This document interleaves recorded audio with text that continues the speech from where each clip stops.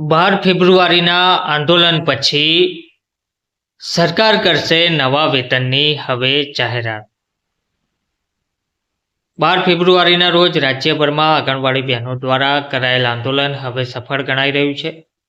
લાખો વર્કરો અને હેલ્પર બહેનો રસ્તા પર ઉતરી પોતાના હક માટે અવાજ ઉઠાવ્યો હતો। હવે સૌથી મોટો સવાલ એ છે કે શું સરકાર 24,800 રૂપિયા આંગણવાડી વર્કર માટે અને 20,300 રૂપિયા હેલ્પર માટે નવા વેતનની જાહેરાત કરશે।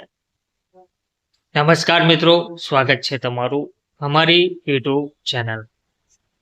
મિત્રો, તમને બધાને ખ્યાલ જ છે તેમ 12 ફેબ્રુઆરીના રોજ રાજ્યભરમાં આંગણવાડી બહેનો દ્વારા કરાયેલ આંદોલન હવે સફળ ગણાઈ રહ્યું છે।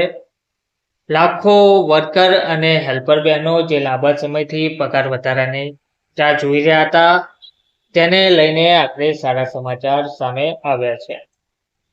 આંગણવાડી બહેનો, વર્કર બહેનો, હેલ્પર બહેનો જે રસ્તા પર ઉતર્યા હતા, પોતાના હક માટે અવાજ ઉઠાવ્યો હતો, હવે સૌથી મોટો સવાલ આવે છે કે શું સરકાર પગારમાં જે વધારો કરશે તે 24,800 રૂપિયા આંગણવાડી વર્કર માટે અને 20,300 રૂપિયા હેલ્પર માટે નવા વેતનની જાહેરાત કરશે?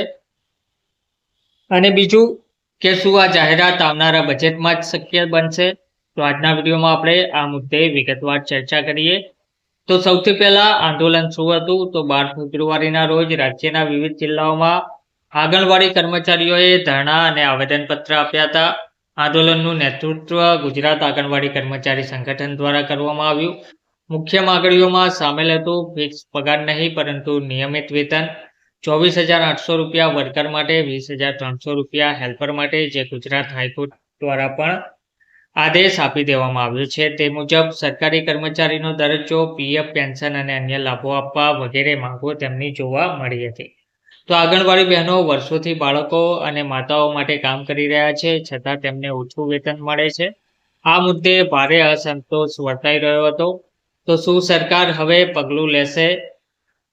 તો હવે નજર છે રાજ્ય સરકારના બજેટ પર। દર વર્ષે ગુજરાત સરકાર બજેટમાં વિવિધ યોજનાઓ અને કર્મચારીઓ માટે જાહેરાત કરે છે। જો આંદોલનનું દબાણ યથાવત રહેશે તો શક્યતા વધુ જોવા મળી રહી છે વેતનમાં વધારો થવાની, માનધનમાં સુધારો થવાની, કોઈ તબક્કાવાર વધારો જાહેર થાય તેની, પરંતુ હજુ સુધી સત્તાવાર જાહેરાત કરવામાં આવી નથી। પરંતુ પગાર વધારો ચોક્કસપણે બજેટમાં જાહેર કરવામાં આવશે। 24,800 અને 20,300 જે પગાર છે તેની પાછળની માંગ શું છે અને તેની પાછળનું કારણ શું છે? તો આંકડા પ્રમાણે આજના મોંઘવારીના સમયમાં ભાડું, શિક્ષણ, દવાઓ, ઘર ખર્ચ વગેરે વધી ગયું છે। આ બધું ચલાવવા હાલનું માનધન પૂરતું નથી।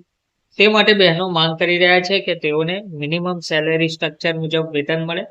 જો સરકાર આ માંગ સ્વીકારી લે છે તો લાખો પરિવારોને સીધી રાહત મળશે। તો હવે આગળ શું થશે? તો હવે 3 શક્યતાઓ રહેલી છે: બજેટમાં સીધી જાહેરાત, અથવા તો પછી કમિટી બનાવી અભ્યાસ પછી વધારો કરવો, અને ત્રીજું છે ફરી આંદોલનનો રસ્તો આંગણવાડી બહેનો અપનાવે। જો સરકાર સકારાત્મક નિર્ણય લેશે તો આંગણવાડી બહેનો માટે આ એક ઐતિહાસિક ક્ષણ બની શકે છે। તો મિત્રો, તમારું શું માનવું છે? શું 24,800 અને 20,300 નું વેતન વ્યાજબી છે? જરૂરથી જણાવજો। વિડીયો ગમ્યો હોય તો વિડીયોને લાઇક કરજો, શેર કરજો અને ચેનલને સબસ્ક્રાઇબ કરવાનું ભૂલતા નહીં। ફરી મળીશું। ધન્યવાદ।